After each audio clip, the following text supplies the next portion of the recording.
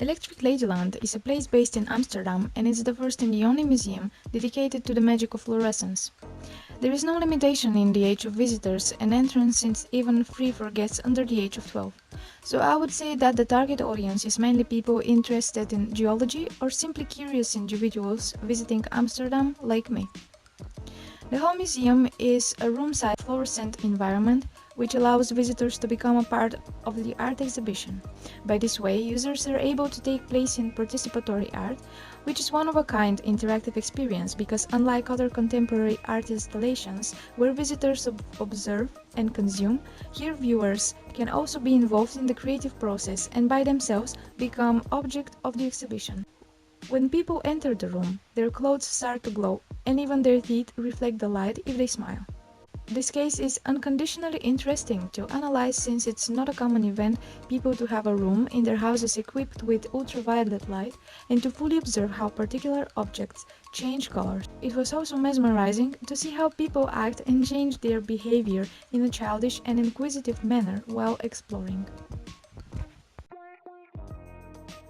When I found myself in the room, I was surprised to see that visitors could actually explore the stones and minerals by themselves, which means that the control is low or almost absent. The guide introduced us briefly to the history of the fluorescent and showed us how tangible objects interact with the blacklight. For example, I was able to check my own identity card under UV light, which was extremely interesting since I've never seen it this way. I liked the whole experience because it gave me knowledge about the origin of this paint. I observed how natural stones and minerals could become so magical, and I was also able to touch the exposed exhibits. Right after we walked out of the fluorescent space, I interviewed a couple from the UK, and this is a summary of what they shared with me. Leeds in the UK? Yeah, same. We're together. Yeah, very much. It was really fun. Look, kind of the same, kind of a bit different. I thought it would maybe be like just visual, but there was a lot of like information about the kind of history of it and that kind of thing as well. Quite high involvement, I would say. Yeah. Definitely like above average.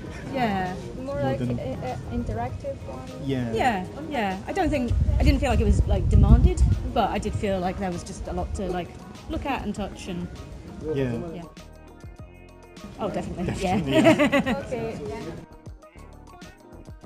The third user experience I collected was a Bulgarian student. She had the same expectation of a bigger place and at one point she explored everything in the location. According to her, the involvement was low, exactly opposite to the UK users. As improvements, she suggested that the level of interaction should be increased. It was interesting to examine how the same experience could be comprehended differently by different users. Now I'm going to explain which of the 5 core experience strategy platforms are applied to the chosen case. The museum relies mostly on the influencer connection, and not in the way that they attract a specific group of influencers, but the visitors themselves play the role because they experience it, then share user-generated content in their social media channels, and also tell their friends and family about it. They build the connection through people. The experience had low or almost no control structure due to the fact that users could freely explore the environment. Visitors are not actually guided. They can only listen to the explanations of the tutor, but are left independent. From the content created for the experience, I was able to identify 5 types. Owners are able to receive direct feedback by their visitors by asking them about the experience.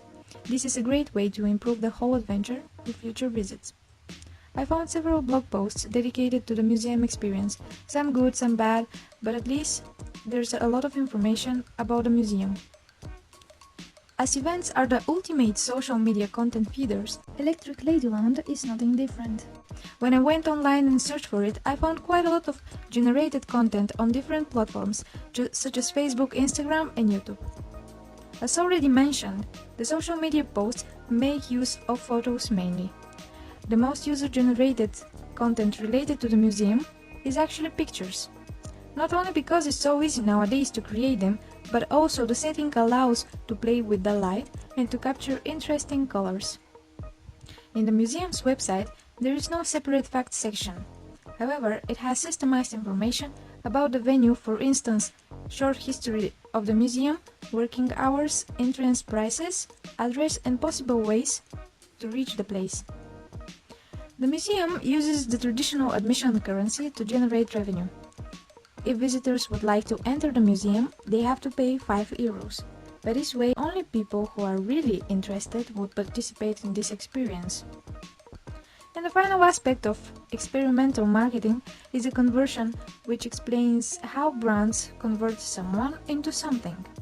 In this case, Electric Ladyland make use of influencer conversion.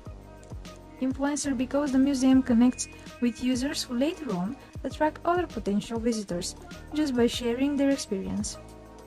For instance, I was so fascinated during my visit and I told all my close friends about it, I told my parents, my brother, and I created an Instagram post.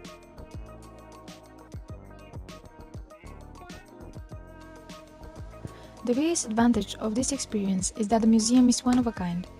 It exists for 20 years now and there are still people with huge interest visiting it.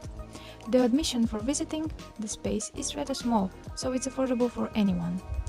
Throughout the years, social media evolved and it's noticeable how much content is created online and the information provided causes curiosity, which makes the internet the strongest pillar for promoting the experience. However, while users are in the fluorescent room, I consider the involvement of interaction is quite low. Yes, they become part of the participatory art, but there is no personal input. Another weak point is since the space is fairly small, visitors explore the environment for less than an hour and their excitement level drops.